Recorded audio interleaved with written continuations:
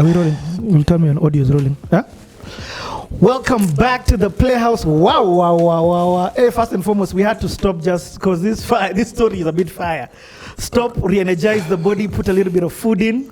A big thank you to Hemingway's for the amazing hospitality that they're giving us. We're shooting this at Hemingway's, and it's important that I just say thank you because they're doing us well. Especially with where the story has been left off. Pius, we're having a chit chat outside, and I'm telling you, man, you've got an incredible story thus far. Yeah. The tagline on CTA is, you never really know people until you take time out to get to know people. So I think taking today and you just being open with your life's journey, man, there's a lot. There's so many lessons. It's an incredible story. And what I'm hearing is that we're only beginning. We are only starting. We're only starting. Okay, where we left this off, and I want you to maybe just move back a little bit. Where we left this off is you're just joining, you've been called for an interview. Yes. But let me ask you, are there any pivotal, you see, throughout your whole story at your different points, there's things that you're aspiring to. In primary, I remember you're saying the aim is to get to, high school, you're saying the aim is to get to uni. In uni, you're saying the aim is to get a job. In this previous place where you worked at AR, the aim was character development. What about now in Toyota? So now we are about to enter Toyota. We are not in. No, you're in Toyota. We're about to end. Yeah, we're in Toyota. Yes, we're in Toyota. So. This story, but I know where we are. I can see. So, Toyota is the place where God helped me to define my success. My success. And I remember one of Jim Rohn's challenges that season when I was in Toyota was, your life, you are living whose script? Are you living someone else's script or are you living your script? Yeah. So now, the question he was posing to me was, do I have a script for my life? So I took a challenge, a 12-month program to script my life. A 12-month program? To script my life. How old are you at this time? I'm 26. Pius. So, it started with this. What is success to me? And not success now. Success in the future. When all is said and done, what will make me say, I've lived a good life? So you visualize yourself, let's say you had the opportunity to be conscious on your deathbed. Yeah. What would you have said? In fact, one of the books I was reading at that point in time was The 7 Habits, of highly effective people. And one of the things that it brings out is, imagine it is your funeral service and people are eulogizing you. What are people saying about you? So I started putting together my key success pillars, and there were 7. If you don't mind, can I ask what those are? Yes. Okay. So the first one was spiritual health. The second one was physical health. The third one was mental health. The fourth one was family. The fifth one was career. The sixth one was financial health. And the seventh one was legacy. What? Pius, some people's version of success is only career and financial. You define success with 7 whole pillars. And those are just pillars, so you can even go deeper, of course, into all of them. Yeah, and I'll explain a little bit. So I have seven pillars here, and legacy is the last one. Very purposeful. What will be said of me when I'm done? How will I have left this world different? So impact was key. Then it started getting even more better. So every month I would spend time on one pillar. Every month I would spend time on one pillar, and I would go to the very details of it, how I will achieve it. So I did all the pillars. Then when I had done with all the pillars, I had one moment of awakening. It was a question like in my spirit, which of these pillars does not change? I looked at the pillars, I said, A. Because that is the most important pillar. So I say, hey, family. Actually, I thought it was family. Like, hey, but family, you know what? You can have family and then everybody can perish. So what happens? That's change. Financial can change. You had seen it with your dad. I had seen it with my dad. I mean, every pillar was changing. Career changed. Getting your own life. So now suddenly, it appeared to me that spiritual pillar is the only one that does not change. Ooh. And then I did something dramatic because I was writing all this stuff. It was a circle. I moved spiritual pillar to the middle. Oh man. And then I said, now God is the center of all my pillars. Man. It was such a profound moment in my life because that was the moment that I really defined my success properly. And let me explain it to you. It meant no matter how successful I became, the one thing that will never change is my relationship with God. Wow. If there was any change, it is upward change. And then it also meant every other pillar, the success of that pillar must be filtered through the eyes of God. Wow. Hey. Let me explain a little bit further.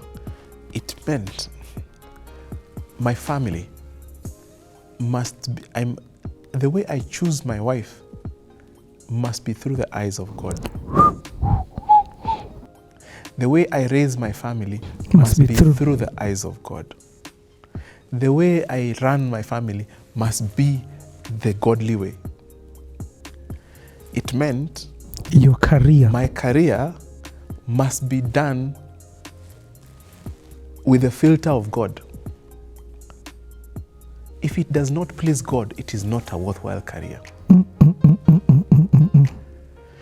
My finances, even if I become a multi-billionaire, if God is not pleased by that kind of wealth, because I got it through ungodly means, it is not, I'm not successful. What?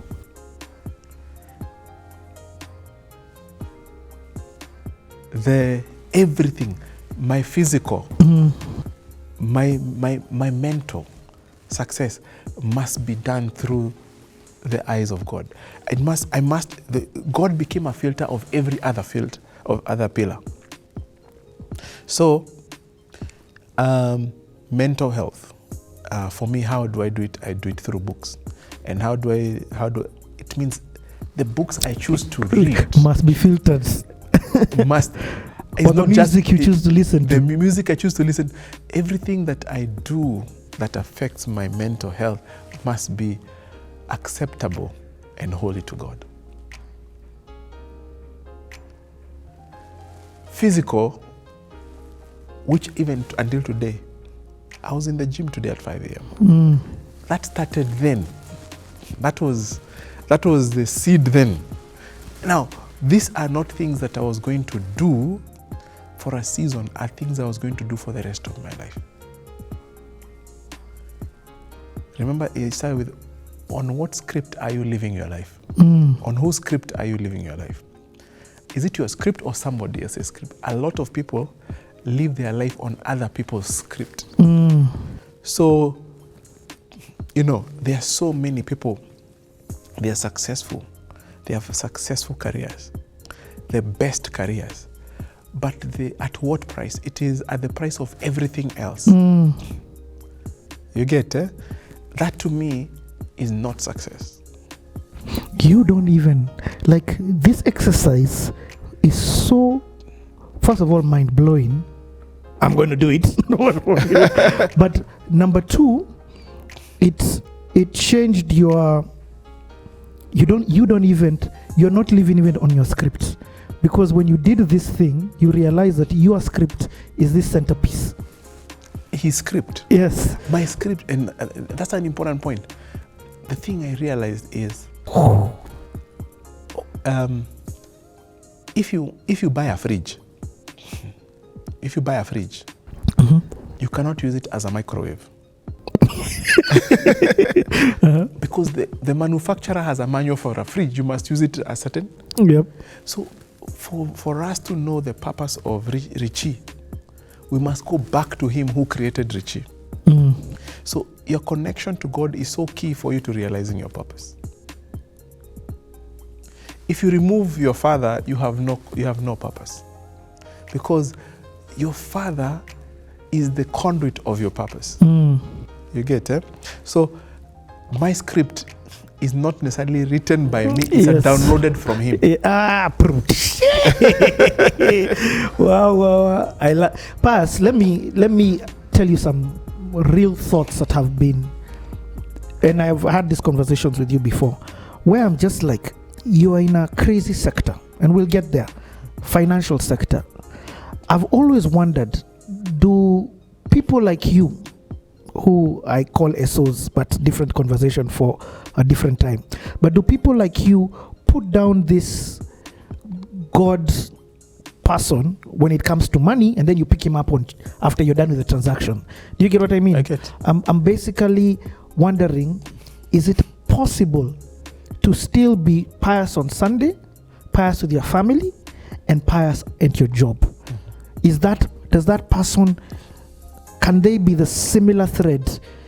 You get what I mean? I get. That the person who is in the office, who's your employee, or the person you're doing a deal with, or in a government institution, when things are under the table, can that person still remain and be the same pious who's in church? Thus far with the, and that doesn't mean he's a perfect person. Don't get me confused. It's not about perfection. It's about the heart.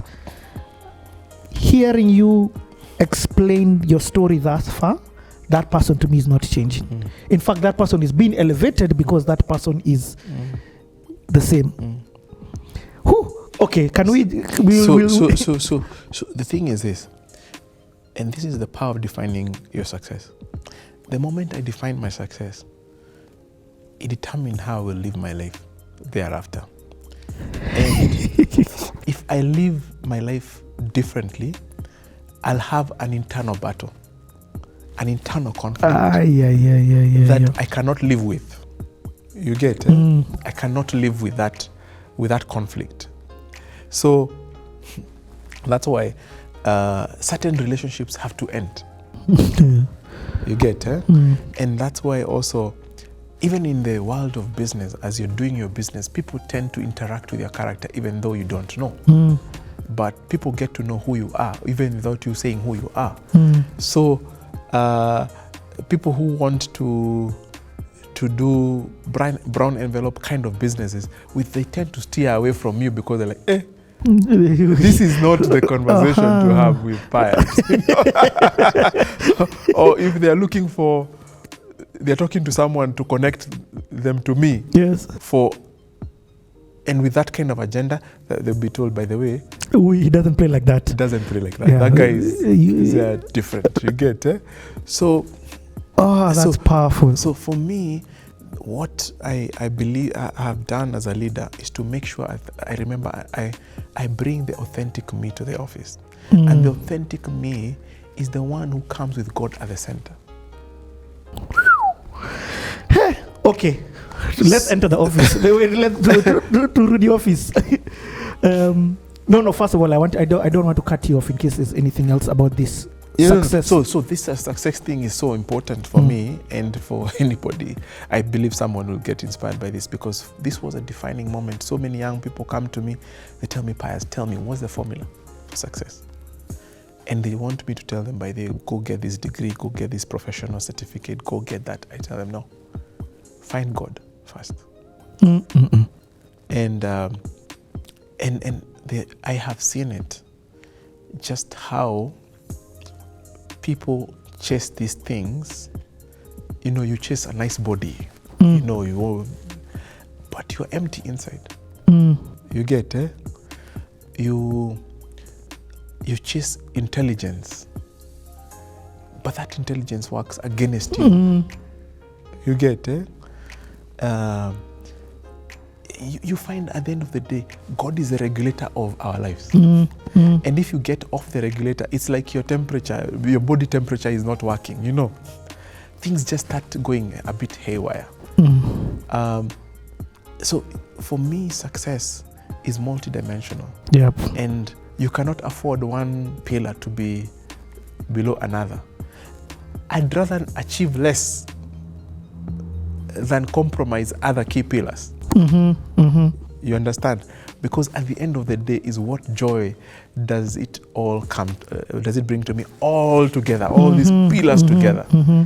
If I fail as a father, what good is all the money you have? And I became the richest man in the world. To me, in my final book, I will write I was a failure. You get, if I became the best expert in finance, but I have failed in fitness, you get, I'm such a, you know, my body is all over the place. I can't handle it. I'm getting sick. I'm in and out of hospital because of my own lifestyle. I have failed. So for me, defining success is so important, so that you can do it gradually over time, because you can't do all this. The thing that makes us fail is because we try to achieve one of those pillars very quickly. And when you try to do that, you lose everything else. Yep. And that's why it's good. The reason why you see there's so many incidences of suicide is because of that emptiness when you reach there. You get there and you're like, I've all this money, but I'm alone. That joy, that happiness I thought I would get is not there. And by the way, things are falling apart. The other thing is why it's so important to put God at the center. What God has put together, it is only Him who sustains. And what man has put together, man must sustain. And man can't sustain. Man can't sustain. You have no control of political environment. You have no control of so many variables. Of Corona. Yeah, you have no control. By the way, back to the pillar of family. If I said family is my center pillar. Oh, don't say it. Now my wife is gone. Today, I'd be a depressed person. I've already experienced that change. That's what I'm saying. So don't anchor. Oh, that's good. The reason why people go into depression is because of the wrong anchor. When you anchor on a shifty pillar, when it shifts, you lose your center. And because you're dependent on it, you're gone. You built your house on sand. But if you anchor on a pillar that never moves, people can't believe, and we'll talk about it. I'm talking about, but I lost my wife recently. It's been less than 2 months, or about. It's 2 months since my wife went to be with the Lord. We didn't lose her. I like it. In fact, that's why I had to put the disclaimer in the beginning of the video, because I wanted to make it clear that we're not being insensitive by calling you here. It was yours. And let me also add and say, I had to meet you before coming, because I was like, even me myself, I'm just like, why are you doing this? But now you even have a better answer. It's because of the center. The center remains. So even before, and by the way, at this time you've not even mentioned her. So even before she came into the picture, you had already defined success. Yes. And you had defined when she comes, Yes. she not was the center. Part of this. And, and yes, and we had a good marriage. It was a successful marriage. We'll get there. I don't want to start. Yeah. So, but anyway. Okay. So Toyota was the place where God grounded me, and I defined my success. And success in all dimensions. And God became the center of my life. Can I ask you a question? In fact, I love this convo, Pius. Thank you so much for even calling us to come here. The nuggets and the wisdom that you're sharing is going to save so many lives. And it's rare. What made you get to that point? What was the thing that triggered you to decide I need to define my success? Is it that you were aware that the environment can change and shift? What was it? I don't want to even. It's very simple. It's very simple.